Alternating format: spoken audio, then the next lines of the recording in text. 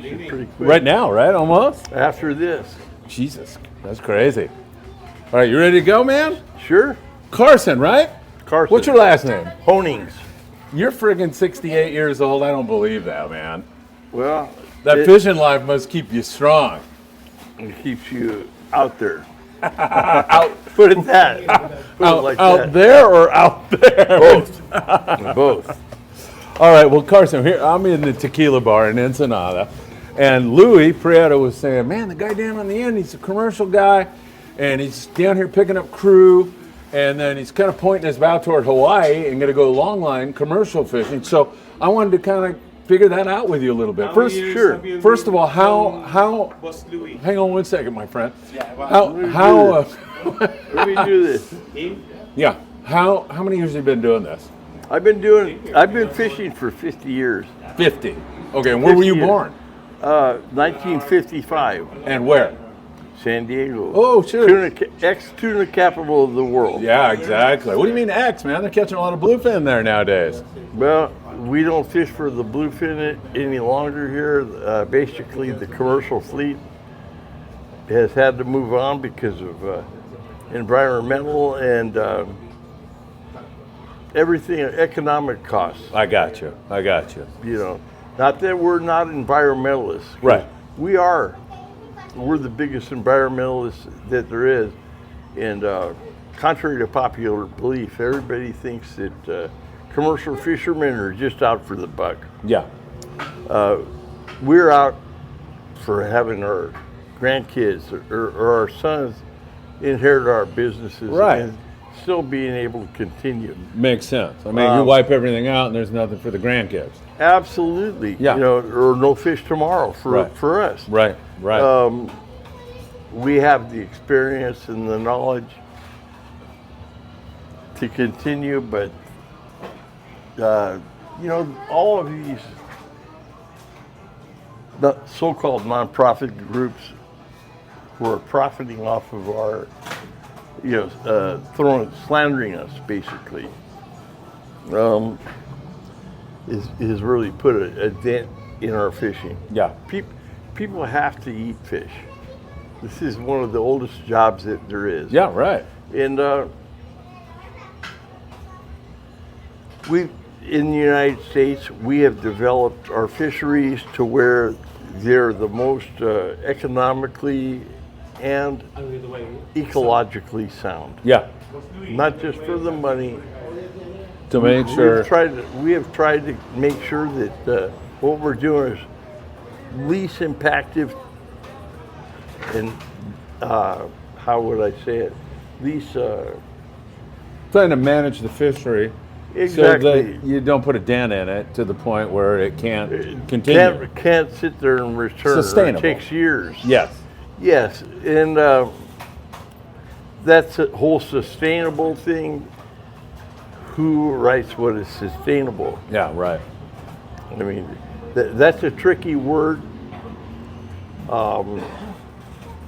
If you're politically inclined, make us out to be the bad guys, and which is happened throughout history. I know. Recent history, anyway, where they started looking at it. You guys get demonized. You become, Absolutely, and we've always been the bad guys. It's hard to come up with getting the bad guy thing thrown on you. Yeah. Right from the get-go. Really, we're not the bad guys. All the nonprofits, to me, they're profiting. It's a nonprofit co-op to say that we're bad, we're doing this and that. People have to really look at what's happening and listen to what the dialogue is and study it, because it's really easy to show a whale wrapped up in plastic or all this other stuff is pinned on overfishing or the fishermen themselves, and it has demonized us for sure. Sometimes the answer, correct me if I'm right, sometimes the answer is oceanography. Water temperature change. Certain fish leaves. It's not because it's been overfished. How many years have they really been keeping records? Right. Over the course of time, how much fish was out there. Well, they don't know. Right. They don't know what kind of fish was out there. Really, just keeping 50 years of records isn't very much. Right. I agree. Or 60 or 100 years. Considering the history of... Case in point, Monterey sardines. We wiped them all out. And, years later, they come back thriving with more sardines than they ever had. But they shut down that whole area because of it. Yes. The same thing in Peru. They found out, oh man, this was fertile grounds for a while, and then all of a sudden they disappeared again. It's easy to put it on us for overfishing, when actually it was just a natural cycle. Got you. Carson, do I have this right? You're in about 10 minutes, you're going to get on the boat and Yes. point your bow toward Hawaii? Well, generally, and then I look at computer images, Yeah, and you're looking for... the water structure is different every year, and you have to look for them. They got tails, but just because they moved out of a certain area and it's less productive, does not mean that we have wiped them all out. It means Sure. they have tails and they move. Exactly. They're adapting as well. So you're focused on yellowfin tuna, am I right? Your big- long-lining I'm yellowfin? trying- Big eye tuna is my target. Oh, okay. Yellowfin also, I mean, we catch it. It's not our target species, but it's still a tuna species. And when we catch one, we harvest it just like any other fish. Yeah, yeah.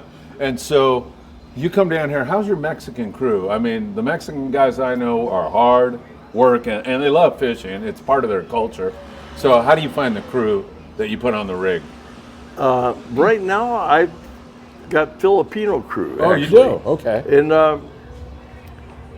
in my 50 years of fishing, I have had Filipinos, Costa Ricans, Panamanians, you name it, Colombians, Africans, Pacific Islanders, and I've settled with last few years Indonesians and Filipinos Yeah. because they're hardworking, they're very loyal, they have a good work ethic, and you really can't find people that have the joy to work anymore. I hear you. I understand. So why are you in Mexico? Why aren't you not running out of the U.S.? Is there a big paperwork A big paperwork FUBA. in the U.S.? Our U.S. Immigration Service really are not consistent. Let's go. Give me five more minutes till we go. I'll let you go, man. I mean, No, I mean when I gotta go. 5 I go. minutes. All right. 5 minutos. And I just want everyone to know how hard These guys our work. guys work. Yes. Yes. What's the name of your boat? Kaylee H. from Kaylee. San Diego. What does she look like? How big is she? It's an 80-foot longliner. Yeah. Similar to what you see on the Perfect Storm or whatever. Yeah. You remind me of like a character. Like I can only imagine how much fun it must be to get out there with you, man. I would love to do that. To me, the fun ended up long ago. Although I would never do anything else for work Yeah. that I get this much satisfaction out of. It's not a fun job. People see commercial fishing and say, "Oh, I'd like to do that." Well, they don't realize that How tough it is. how tough it is, and how tough it is on your family. Yeah, that's true. How many days at sea are you going to be out? Well, most of the year. I missed father-daughter dances, funerals. My mother just passed away Sorry. a couple of weeks ago. I'm sorry. While I was out fishing, it's just they don't realize the sacrifices that not just I but my crew go through. Amazing amount of days per year, Yeah. and then to have to deal with environmental people that don't really have the whole picture, demonizing us, for killing species that we don't even mess with. It's sad. Perhaps sometimes I think that I should make my own nonprofit group. Yeah, you make more money, Say- right? Well, Probably, you know, I mean, it's not really nonprofit to demonize someone else's job. Right. Right. I get that. And you guys are hard workers and doing your thing. So, Big Eye, mostly, where do you sell your fish? We sell our fish on the market to the public. Yeah. Oh, okay. We try not to sell too much to distributors. We're trying to go boat to plate, Yeah. develop something extra so we can, you know, have the public appreciate what we do a little bit Yeah. more and cut out the middleman. So you go back into San Diego with your catch and Yes, lay we it do. out, pretty much? On Saturdays, we have a unique market. Yeah. We sell to the public right off the boat. And, you know, it's been a challenge to stay in business. Between the government and letting imports come into San Diego, it's been terrible for us. Yeah. Okay. Sorry, Carson. I'll have to cut it off. No, man. The best of luck to you. I would give you a better interview if I. That was you know what I good, mean? man. Thank you, my friend. Well, you want to introduce this guy? This is my crew member. He works for my son. His name is JR. JR, the man. Hey, one more thing. Can people come and meet you in San Diego while you're selling your fish? And where is it? Absolutely. So, where at? Go to G Street or You can do. G Street Where the Mole. Google Hayworth Fishing, Hayworth. Fishing. Hayworth. Okay. and he has done more for the market than we could. Before you leave, do you have any hot albacore information for me and the folks out there? They want albacore back in SoCal. There's a La Nina brewing. Well, we have albacore for sale, Yeah. and people don't really utilize the output. You know, they're used to getting other stuff. Last couple of years, we've had albacore and domestically, and they don't really want to buy it like they used to. Man, albacore is so good. The foreign guys really, I don't know why there's so much restrictions on us. Yeah. They let all the foreign fish come in here with, they say they've got a chain of command there, but Yeah. why not support local fishermen? Gotcha. That's what I'm saying. Thank you for your time.